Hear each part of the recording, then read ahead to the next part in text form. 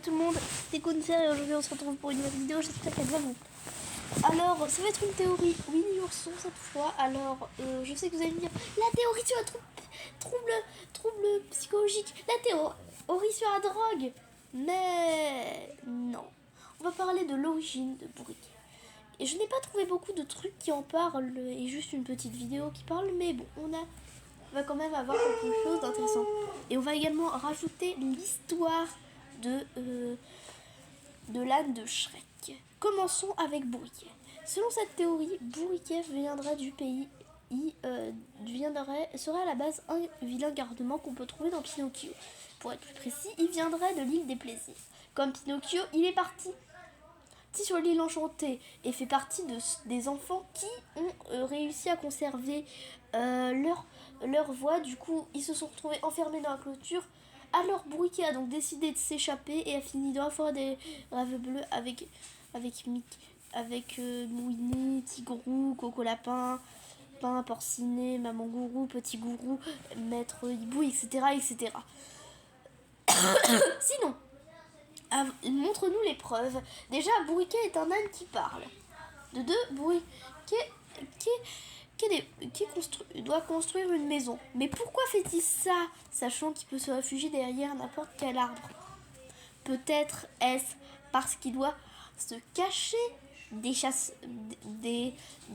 cocher et de ces hommes de main qui le recherchent toujours. Deuxièmement, si Bourriquet est dépressif, ça veut dire forcément qu'il y a eu un malheur qui lui est arrivé dans la vie. Et pourquoi ce malheur ne serait-il pas sa transformation? Troisièmement, les ânes qui parlent sont généralement sortis de Pinocchio, comme le témoigne la scène la plus traumatisante du film. Désolé si j'ai ravivé vos traumatismes. Continuons. Continuons.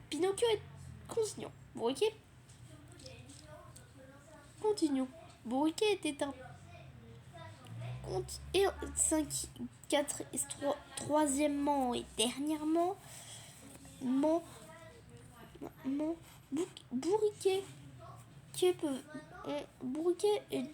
le nom Bourriquet vient de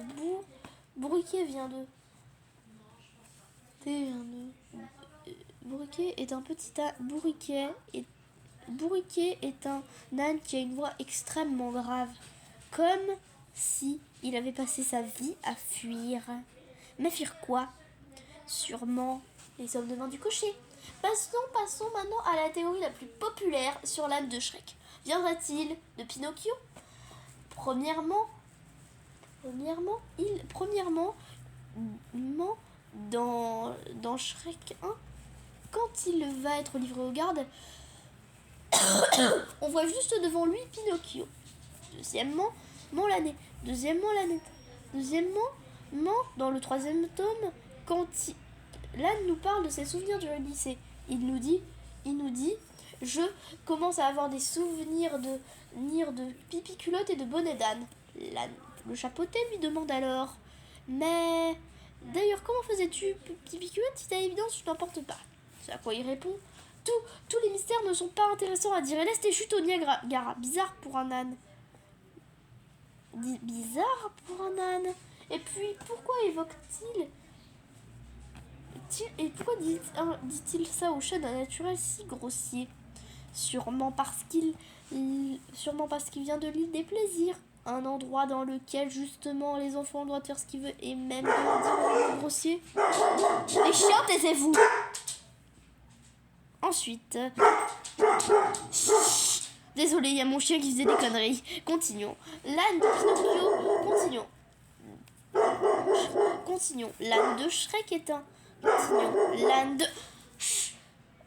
Le chien, tu vas me laisser parler ou je vais.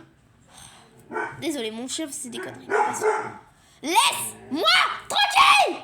Merde. Ensuite, continuons. L'âne de Shrek est un. L'âne de Shrek. Deuxièmement, quand l'âne et le chaboté se sont échangés,